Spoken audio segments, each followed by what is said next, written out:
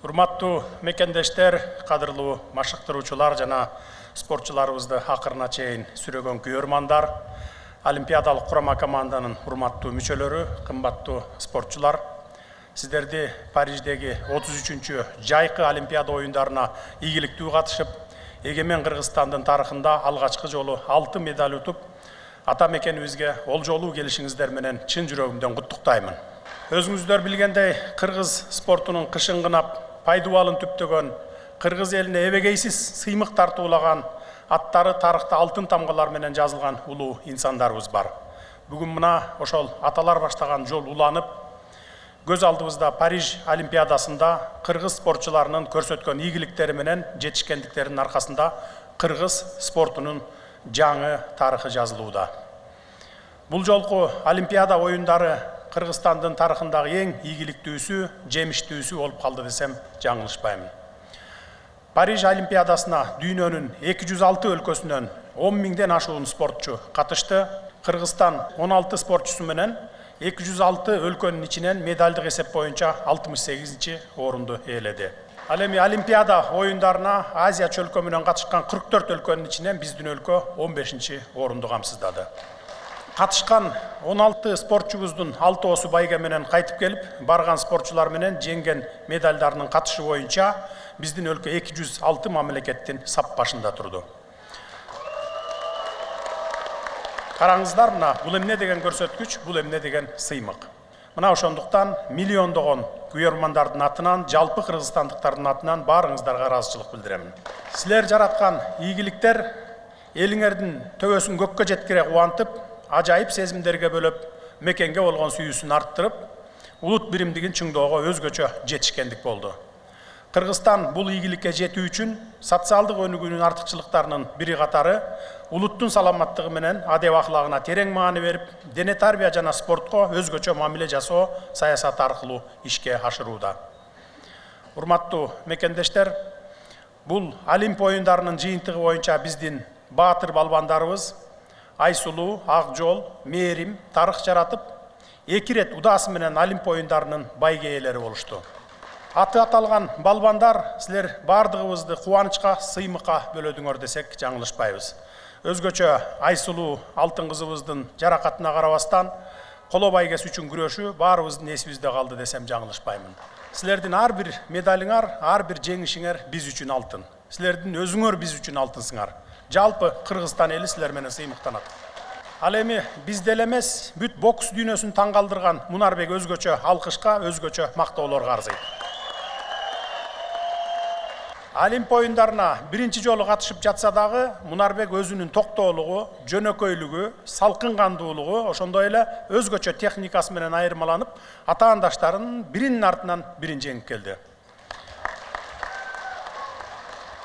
Мунарбектин жеңиши кыргыз боксунун тарыхында Олимпиада оюндарынын алгачкы медали болуп калды. Буга чейин Мунарбек дүйнө чемпионатынын байге ээси болсо, эми Олимпиада оюндарында бокс боюнча алгачкы медалды жеңип, дагы бир жолу кыргыз боксунун тарыхын жаңылады.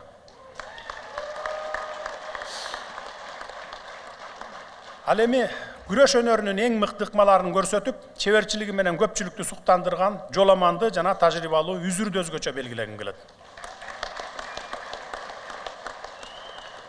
Булар бүйүр кызыткан күрөш тартуулап, Олимпиада оюндарында өзүнүн медаль эсептерин ачышты. Амантур, Айпери, Бекзат балбандарыбызга бул ирет ийгилик жылмайбай, медаль алууга бир кадам жетпей калышты. Силер буга эч капа болбогула, силердин келечегиңер алдыда.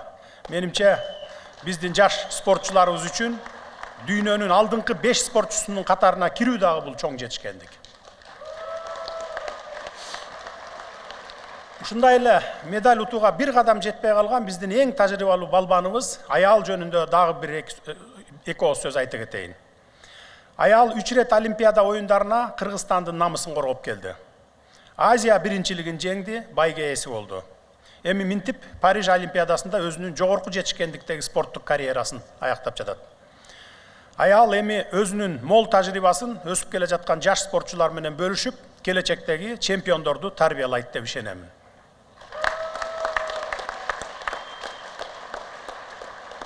Мындан сырткары суучулуулубуз денистин деңгээли жылдан жылга өсүп, кыргыз спортчусу тарыхта биринчи жолу сууда сүзүү боюнча 200 метрлик дистанцияда Олимпиаданын жарым финалына катышты. Бул жарым финалда Денис Орто Азия чөлкөмүндөгү өлкөлөрдүн арасынан катышкан жападан жалгыз спортчу болуп калды. Бул дагы биз үчүн өтө кубанычтуу. Ошондой эле спортчу кызыбыз Елизавета 50 метрлик сүзүү дистанциясында өзүнүн тайпасында биринчи келип, бир кубандырса, бул аралыкта Кыргызстандын рекордун жаңылап, экинчи рет кубантты. Дээрлик 80 спортчунун арасынан 30-чу орунду алуу бул дагы оңой эмес. Дзюдочуларыбыз Ерлан, Кубаныч жана балбан уулубуз Ерназар Олимпиада оюндарында тырыш жаактыкты берилгендиги менен элдин эсинде калышты. Булардын келечеги дагы да алдыда. Эң негизгиси бул оюндардан алар баа жеткис тажрыйба алышты деп ишенем. Олимпиаданын каныша саталган жеңил атлетика боюнча Кыргызстандын намысын жападан жалгыз коргогон Сардана кызыбызга дагы ыраазычылык билдирем. Марафон өзүңүздөр билгендей эмне деген даярдыкты, эмне деген чыдамкайлыкты талап кылат. Ошол кыйынчылыктардын баарын басып, 42 километр аралыкты чуркап өтүп, 90дон ашык марафончунун ичинен 14-чү болуп келишинин өзү эле баатырлык. Ошондой эле Сардана кызыбыз бул көрсөткүч менен улуттук рекордубузду дагы жаңылады. Бүгүнкү иш-чаранын урматтуу катышуучулары, азыр биз эл аралык спорт майданында мамлекетибиздин намысын татыктуу коргоп, эң жогорку чеберчилик көрсөткөн каармандарыбызды, баатырларыбызды, олимпиадалык курама команданын мүчөлөрүн салтанаттуу тосуп, аларга ыраазычылыгыбызды билдирип, жалпы элибиздин кубанычын тең бөлүшөлү деп чогулуп олтурабыз. Деги эле Кыргызстандын намысын коргой турган бардык мелдештер өтө маанилүү жана өтө жоопкерчиликтүү. Ал эми Олимпиада оюндары бул жөн эле эл аралык мелдеш эмес. Бул жерде мамлекеттер дүйнөдөгү алдыңкы спорттук держава наамын алыш үчүн атсалышат. Билгенге, түшүнгөнгө бул оюндарда өз өлкөсүн татыктуу көрсөтүп, лидерлердин катарына кирүү бул улуттук кадыр-барк, улуттук ар-намыс. Ошондуктан силер тагылган милдетти так аткарып, Кыргызстанда спорттук салт-санаалар бекем экенин, өлкөбүздө дагы деле дүйнөнү таң калтыра турган уул кыздарыбыз бар экенин, кыргыз спорту зор потенциалга ээ экенин, күйөрмандарга болуп көрбөгөндөй кубаныч тартуулай турган, миллиондогон жарандардын жүрөгүнөн түнөк таба турган күчтүү спортчуларыбыз бар экенин далилдедиңиздер. Бул Париж Олимпиадасында силерди кары дебей, жаш дебей жалпы кыргызстандыктар кош колдоп, бир дем менен колдоп жатышты. Мен да силердин ар бир таймашыңарды үй бүлөм менен калтырбай көрүп, колдоп, коштоп турдум. Силер өлкөбүздүн намысы үчүн мыкты күрөштүңөр. Олимпиадалык килемге, татамиге, рингке жолго чыккан ар бириңер менен сыймыктанабыз.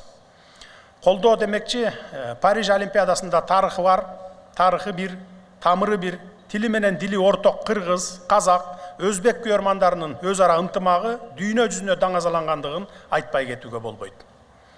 Спортчуларыбыздын чет жерде бири-бирине ылым санашып, тууган сезишип, жеңиш сезимдерин бөлүшүп, көкүрөк тийгизип, кучакташкан көз ирмемдери үч элдин эзелтен берки келаткан достук, тууганчылык, жакын коңшулук мамилесин ого бетер арттыргандыгы болду. Кыргыз, казак, өзбек элинин ынтымагы мындан да ары чыңдала берсин ылайым. Урматтуу мекендештер, бул ийгиликтердин артында спортчуларыбызды тарбиялоого өмүрүн арнаган машыктыруучулар жамааты турат.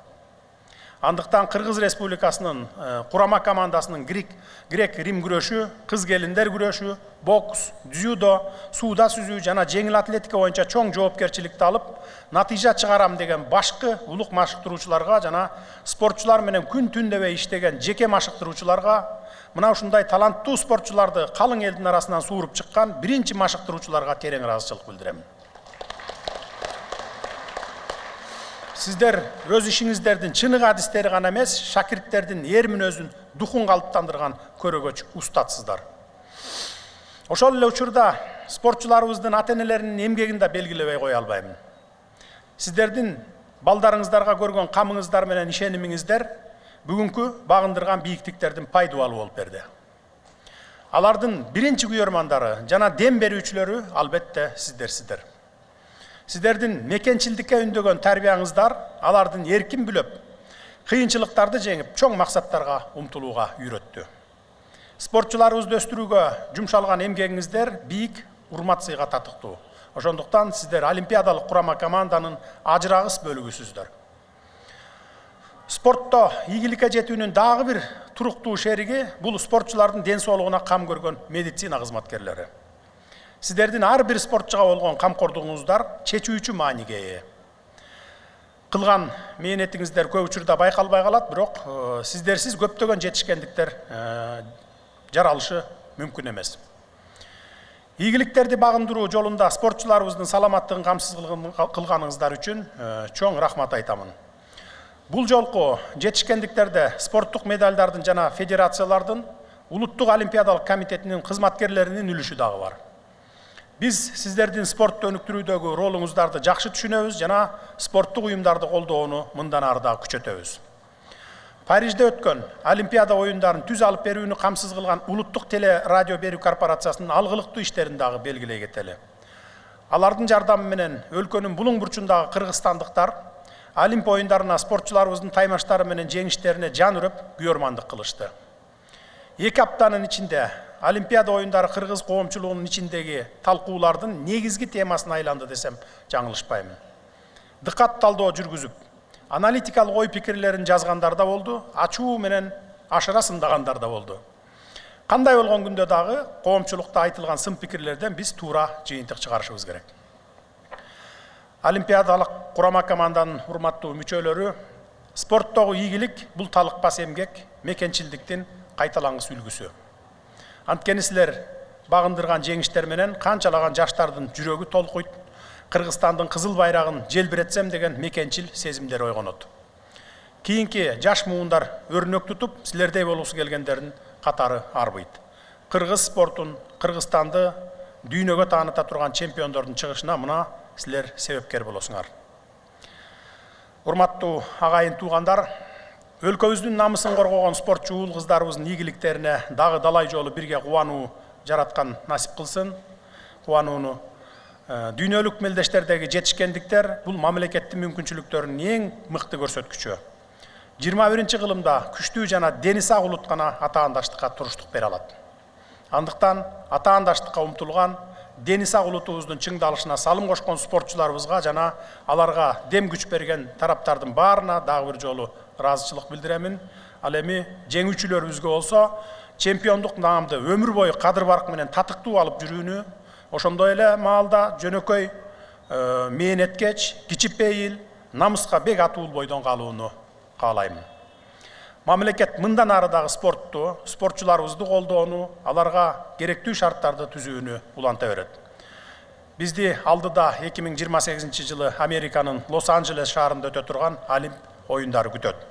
Кийинки Олимпиадага азыртан кам көрүп, кетирген кемчиликтерибизди жакшылап изилдеп чыгып, татыктуу даярданалы, спорттогу тарыхыбызды кайрадан алтын тамгалар менен жазууга багыт алалы, жол чабалы.